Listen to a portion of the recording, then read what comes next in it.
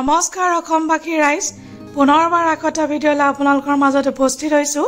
আৰু এই দলংখন আপোনালোকে চিনি পাইছেনে এই দলংখন হৈছে নামৰূপৰ লালপাগুৰি ঘাটৰ দলং যিসকল ব্যক্তিয়ে চিনি পাইছে এতিয়া এটা লাইক আৰু কমেন্ট কৰি দিয়ক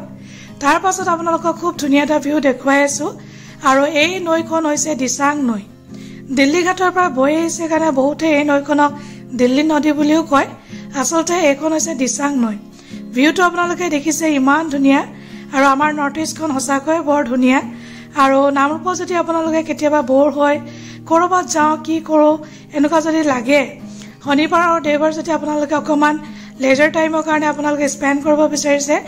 দেন আপোনালোকে এই লালপাগুৰি ঘাটৰ দলংখনৰ ফালে যাব পাৰে আৰু সানছেটৰ ভিউটো আপোনালোকে চাওকচোন ইমান ধুনীয়া আমি তাতে ৰৈ ফটো মাৰিলো ভিডিও বনালো আৰু কেনেকুৱা লাগিছে আপোনালোকে জনাব ভাল লাগিলে এটা লাইক কৰি দিব